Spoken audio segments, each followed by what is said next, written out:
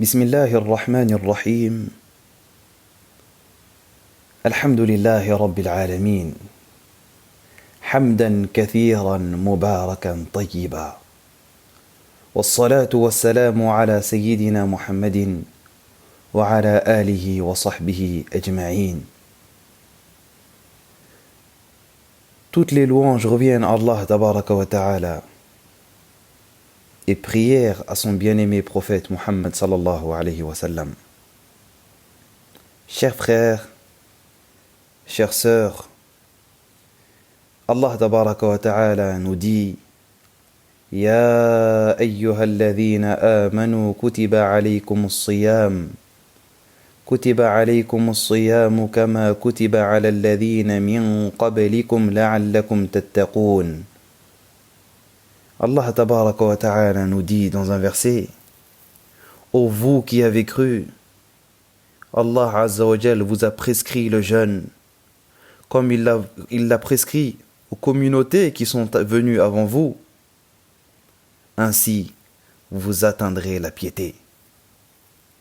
Allah tabaraka wa ta'ala nous dit également dans un autre verset: شهر رمضان الذي أنزل فيه القرآن. Le mois du Ramadan durant lequel le Coran a été révélé, هدى للناس, comme guide pour les gens, وبينات من الهدى والفرقان, épreuve claire de la bonne direction. Ensuite on nous dit فمن شهد منكم الشهر فليصم. Celui qui est présent durant ce mois, qui jeûne ce mois. Allah tabaraka wa ta'ala nous dit également وَمَنْ أَصْدَقُ مِنَ اللَّهِ قِيلًا. Dans le Saint-Coran, en parlant de l'âme. Car, comme vous le savez tous, chers frères et chères sœurs, nous allons accueillir dans quelques jours, Inch'Allah ta'ala, et on demande à Allah Azza wa Jal de bénir le mois de Sha'ban et de faire en sorte qu'on puisse atteindre le mois du Ramadan, où nous allons accueillir un très très grand mois. Un mois durant lequel le prophète sallallahu alayhi wa sallam félicitait ses compagnons quand ils atteignaient ce mois. Donc nous allons accueillir Shahr Ramadan al-Mubarak, un mois durant lequel nous allons jeûner, Inch'Allah ta'ala. Jeûner. Ainsi, Inch'Allah ta'ala, on atteindra la piété. Donc comme vous le savez tous, le jeûne nous permet et nous permettra, Inch'Allah, d'atteindre la piété. Donc le jeûne, il a beaucoup d'objectifs, il a beaucoup de sagesse, il y a beaucoup de buts derrière ce jeûne. Mais aujourd'hui, Inch'Allah ta'ala, pour accueillir ce mois de la meilleure des manières, j'aimerais m'arrêter sur un point très important, qui est le fait d'éduquer son âme pour accueillir le mois du Ramadan de la meilleure des manières. Allah tabaraka wa ta'ala nous dit dans un verset: قَدْ أَفْلَحَ مَنْ زَكَّاهَا.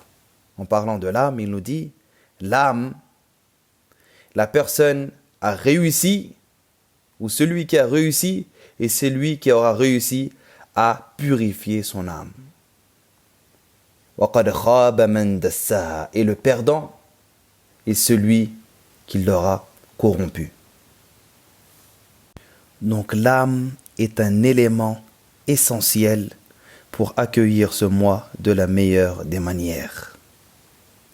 Car le corps est composé de, on va dire, on a le corps et on a l'âme. Deux membres, le corps et l'âme. Le mois du Ramadan, parmi les sagesses de ce mois et parmi les objectifs de ce mois, c'est que ça nous permet de recharger le cœur d'adoration. Car le corps, il a besoin de nourriture, de boissons, etc. Mais notre âme, elle a besoin d'adoration. Donc Allah comme il dit, قَدْ أَفْلَحَ مَنْ زَكَّاهَا. Celui qui purifie son âme aura réussi. Comment purifier son âme? C'est en s'éloignant de toutes les tentations Car cette âme-là, c'est elle qui nous mène à toutes les tentations. C'est elle qui ordonne. Allah tabaraka wa ta'ala nous dit « Inna nafsa la ammaratun bis-sou » Cette âme, toujours, elle a un penchant vers le mal. D'accord? Mais plus une personne va réussir à se contrôler, à contrôler son âme et avoir le contrôle de son âme, et plus cette personne va réussir à la purifier.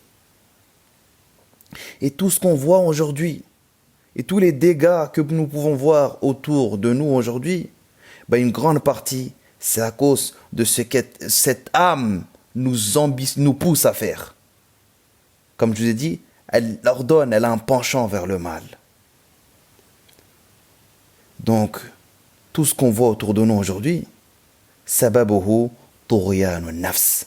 C'est quand ton âme elle prend le dessus.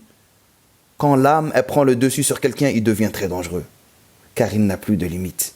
Car l'âme, elle est toujours orientée vers le désir et le plaisir. Et comme je vous ai dit, parmi les objectifs de ce mois, c'est le fait de atteindre la piété. Mais comment atteindre la piété? C'est en contrôlant son âme et en donnant à notre âme ce dont elle a besoin réellement, qui est l'adoration et non les désirs. Le corps a besoin de manger, le corps a besoin de boire, le corps a besoin d'être vêtu, mais l'âme a besoin d'adoration, mais elle a un penchant vers tout ce qui est mal. Et c'est la personne qui réussira à contrôler et avoir le dessus sur son âme, cette personne-là réussira, Inch'Allah ta'ala. Nous voyons dans le Coran al-Karim, وَمَنْ أَصْدَقُ مِنَ اللَّهِ قِيلًا, qu'Allah Azza wa Jal nous parle beaucoup de l'âme.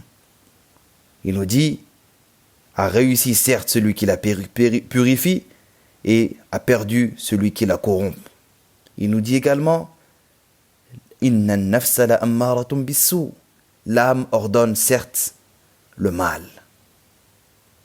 Et regardez les histoires dans le Coran qui nous servent d'enseignement. Iblis, alayhi la'natullah, qu'est-ce qui l'a poussé à ne pas se prosterner? Quand il est venu, il a dit, Ana khayrun min, je suis meilleur que lui. Khalaqtani min nar, car tu m'as créé de feu. Qu'est-ce qu'il a mérité? Qu'est-ce qu'il a fait à ce moment-là? Il a laissé son âme, l'orgueil, parler. Qu'est-ce qu'il a mérité? Allah Azza wa Jalla a dit, Fakhruj minha fa innaka rajim. Sors d'ici, te voilà banni. Son âme l'a poussé à être banni.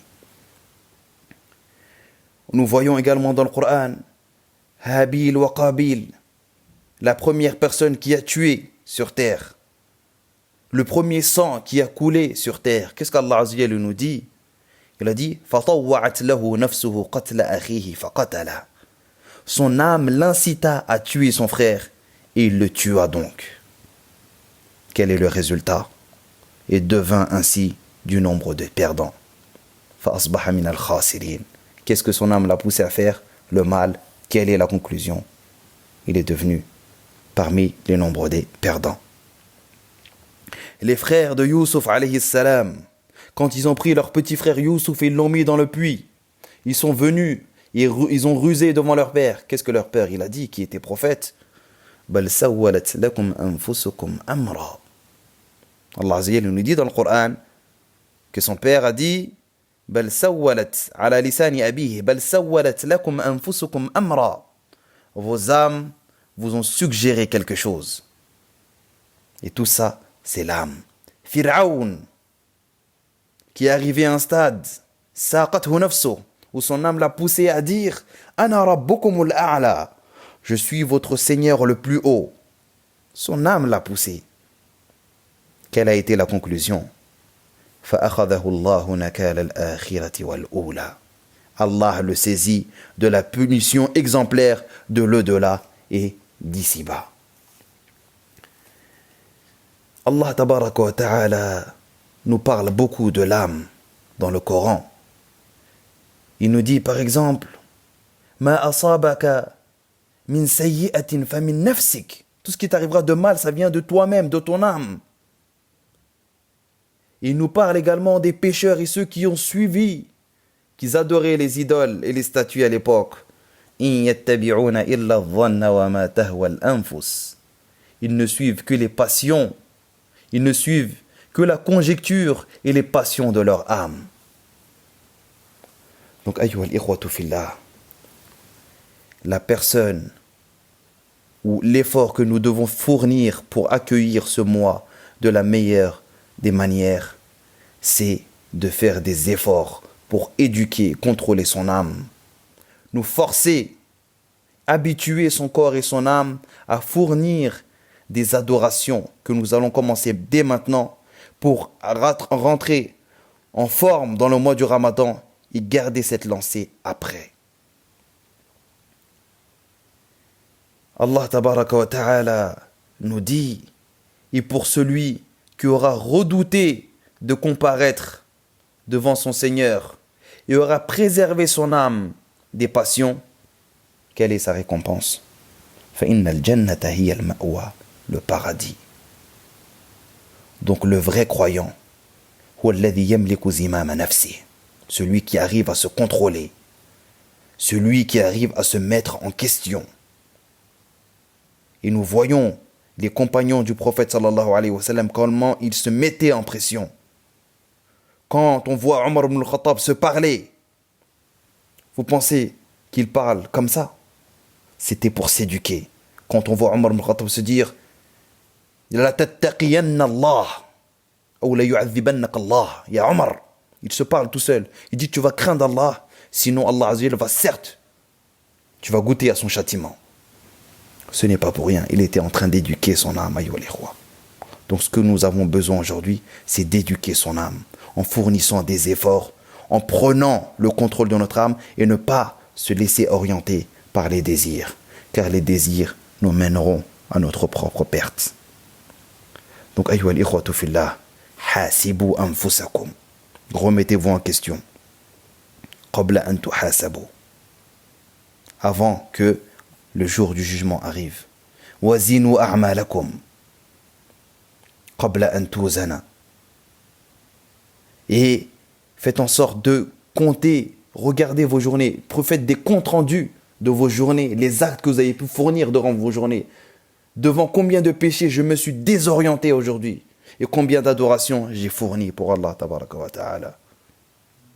Car aujourd'hui, et qu'Allah Azza wa Jalla nous permette d'atteindre ce mois, ce sera un mois d'actes, sans rendre compte. Mais demain sera certes un jour de rendre les comptes, sans pouvoir fournir les actes. Donc profitez de ces jours pour purifier vos cœurs, purifier vos âmes, pour vous habituer à faire des efforts. Car le but du Ramadan, comme je vous ai dit, c'est la piété. Mais il y a plusieurs objectifs avant d'atteindre la piété, qui est le fait de combattre son âme. Et le jeûne nous permet de combattre l'âme. Il y a le fait d'apprendre à patienter en se privant de boire et de manger. Il y a le fait de multiplier les actes d'adoration pour s'habituer à multiplier les actes d'adoration. Et pour pas être très long, préparez-vous, chères sœurs et chers frères, et tout ce qui se passe autour de vous ne doit pas vous perturber, car le Ramadan, il arrive, et le Ramadan, il va partir. Mais on ne sait pas si on aura l'occasion d'en jeûner d'autres. Donc faites des invocations, qu'Allah Azza wa Jalla fasse qu'on puisse atteindre ce mois. Et si j'ai une chose à dire, c'est que ce confinement, Wallahi la'allahu khayr, wa huwa khayr. Inch'Allah ta'ala, car tout ce qui nous arrive, tout ce qui arrive aux croyants est un bien pour lui, Inch'Allah ta'ala. Donc prenez le positif de ce confinement et profitez-en, car vous avez le temps. Profitez-en pour vous rapprocher de votre Seigneur Tabaraka wa ta'ala. Nous avons vu dans l'histoire comment la solitude et l'isolement a fait de grandes choses. Yunus n'était-il pas seul quand il était dans le ventre de la baleine? Ayyub n'était-il pas seul quand il est tombé malade et que tout le monde s'est éloigné de lui? Le prophète n'était-il pas seul dans sa grotte quand la révélation lui est arrivée? Maryam n'était-elle pas seule quand elle a mis Isa, notre prophète Isa alayhi salam, au monde? Il y a du bien dans l'isolement. Il y a du bien dans le fait de se retrouver face à face avec Allah. Prenez le positif de ce qu'il vous arrive aujourd'hui et profitez-en, incha'Allah ta'ala. جعلني الله وإياكم من الذين يستمعون القول فيتبعون أحسنه والحمد لله رب العالمين والسلام عليكم ورحمة الله وبركاته.